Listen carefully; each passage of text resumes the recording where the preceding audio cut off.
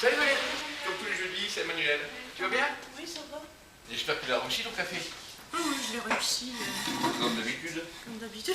Je crois que l'apport majeur que l'UNIOPS a apporté depuis pratiquement 40 ans, puisque je connais personnellement l'UNIOPS et les URIOPS depuis les années 70, c'est de faire comprendre à la société qu'on ne peut pas lutter contre la pauvreté sans y associer les pauvres eux-mêmes.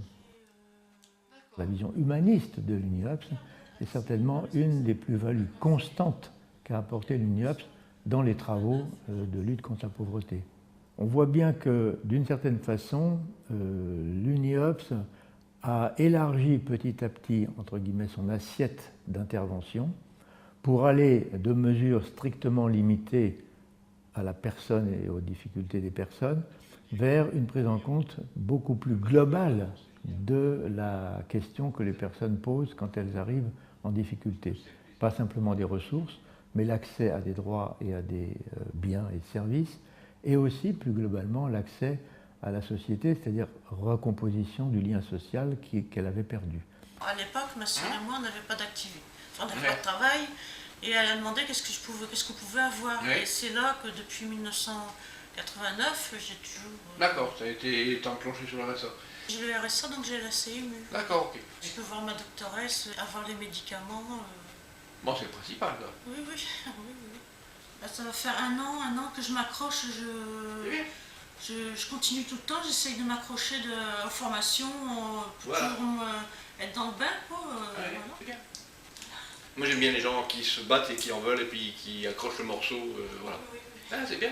Il y a une diversité de secteurs, d'associations, de thématiques, de publics aidés par le biais des associations, mais il y a un certain nombre de sujets qui, au-delà des champs des uns et des autres, recoupent un ensemble de problématiques communes. La question de la solidarité, la question intergénérationnelle, la question de la protection sociale.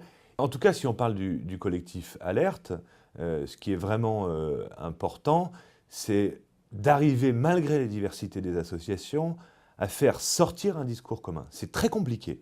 Et le fait de se voir, de discuter, d'échanger sur ce que l'on constate de l'évolution de la société, des fragilités, et de se dire, bon, qu'est-ce qu'il faudrait pour pouvoir faire sortir les gens de la pauvreté, faire sortir les gens du mal logement, du chômage de longue durée. Le fait de se coller à cette question-là nous oblige les uns et les autres, dans des collectifs ou à l'UNIOPS ou au collectif Alerte, de pouvoir faire émerger finalement ce qui est la colonne vertébrale et j'allais dire les lignes rouges à ne pas franchir dans les choix économiques, dans les choix politiques, dans la mise en place des dispositifs. Donc c'est extrêmement important pour que les personnes qui sont souvent sans voix puissent, via le secteur associatif, porter une vision du monde commune.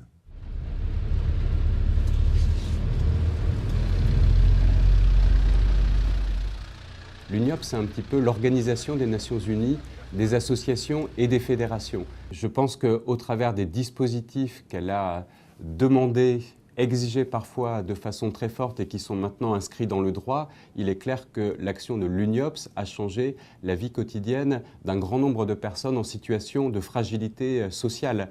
Alors, elles qui se rendent compte effectivement de ces progrès, est-ce que, comme il reste du chemin à parcourir, ces personnes effectivement se disent « on pourrait encore plus m'aider », cette question, elle est ouverte. Mais en tout cas, très clairement, si on prend les grands droits sociaux nouveaux qui se sont créés après la construction du régime de sécurité sociale, il est clair qu'ils ont apporté un soutien, une stabilisation dans l'accès aux droits qui ne dépend plus de la décision ou de la politique individuelle de tel ou tel, je dirais, acteur, mais qui, inscrit dans la loi, permet effectivement d'être revendiqué et permet aux personnes, effectivement, de se sentir soutenues par le système, mais pas assistées comme on le ferait parce qu'on a envie de le faire. C'est un droit, il est inscrit dans la loi, et ça, je pense que c'est ce qui change effectivement, je dirais, la vie des personnes. Le but de l'ostéo, c'est de se dire, il y a une perte de mouvement d'un côté, sur certaines zones du corps, et l'ostéopathe, son rôle à ce moment-là, c'est de se dire, ok, où est l'engrenage, quel est le grain de sable en fait, qui est en train d'empêcher la machine de s'enclencher. Mais là, vous souffrez toujours. Toujours, voilà. Appelez votre mutuelle, leur demandez si vous êtes remboursé pour l'ostéopathie. Si jamais ils ne vous prennent pas en charge, vous venez quand même me voir, d'accord? S'il faut, on le prend à ma charge. Alors il me semble qu'aujourd'hui, à cette trame historique, qui n'est pas une trame entre guillemets successive, c'est une trame qui se superpose et qui s'enrichit à chaque fois, on est passé à une autre type de trame qui est la trame des territoires. On ne peut plus aujourd'hui lutter contre la pauvreté uniquement par des lois au niveau national. Il faut aller vers un travail territorial.